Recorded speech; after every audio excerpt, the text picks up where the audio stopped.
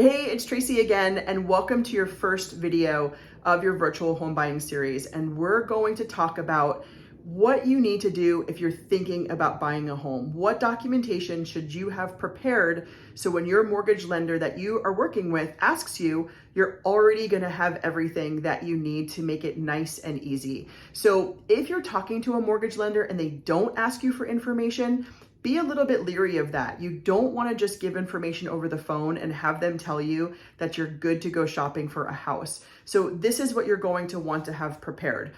If you're a wage earner, which means you get a W-2 and a pay stub, generally speaking, you're going to be asked for your two most recent pay stubs if you're paid every 2 weeks. If you're paid weekly, you'll need 4. And if you're paid once a month, you'll only need to provide your one most recent pay stub. You're also going to have to show 2 years of W-2s. So we don't necessarily need all of your tax return pages unless you get other types of income like rental income or dividend and interest income, or you also have a self-employed business.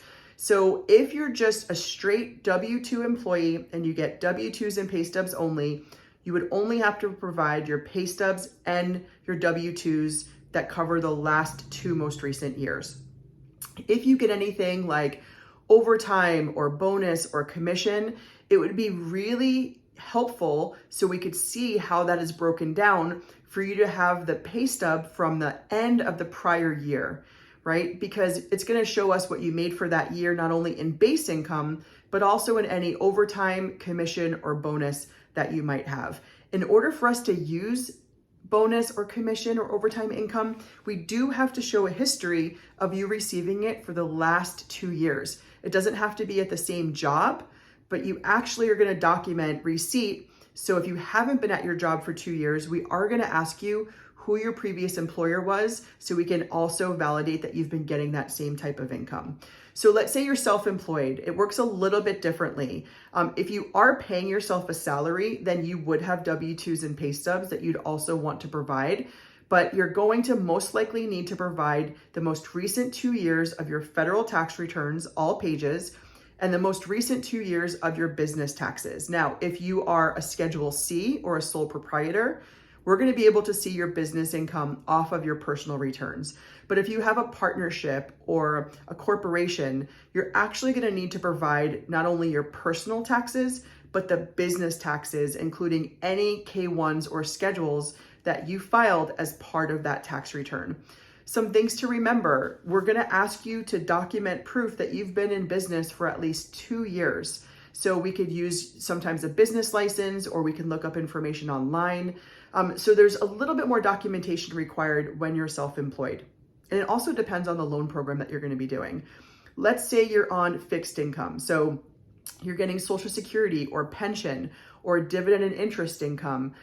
With that, we'll need a recent award letter to show what income you're receiving. We probably will also ask you for 1099s if you receive those for the last 2 years. So again, we can document the consistency of that income.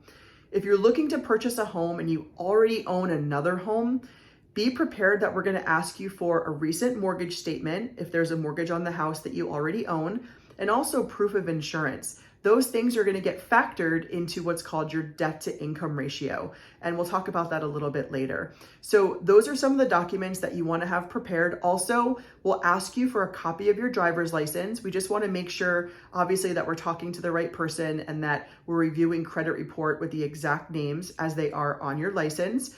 And the last thing that most lenders are going to ask for or should ask for are going to be asset statements. So this is going to be where the money is coming from to purchase the home. It could be your checking account, it could be a savings account, a 401k, a stock account, or you could even be getting gift money from a relative.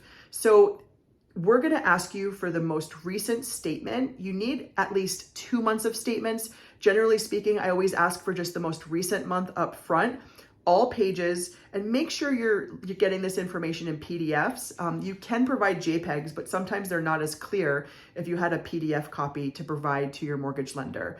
So that asset statement is going to be helpful because it's going to show us the account or accounts that you're going to use to actually purchase the home. So that's really important. And we're going to talk about this again, some of the do's and don'ts when buying a house, but we're going to look at what your deposits are, and we're going to look at your end balances to determine how much you have available to go towards your down payment and to go towards your closing costs. So I hope this was helpful. Those are the things that you're wanting to get prepared if you're thinking about buying a home.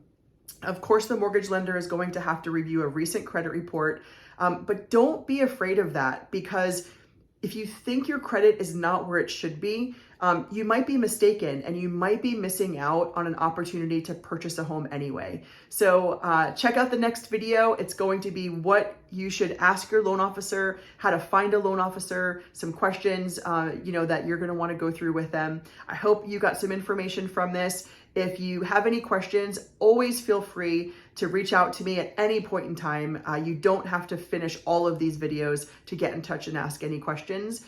Always ask questions or jot them down. And after all of the videos, please feel free to reach out and I'll be happy to answer those for you. Again, we look forward to going on this journey with you. And don't forget the Schmidt team, we make mortgages easy. I'll talk to you soon. Bye.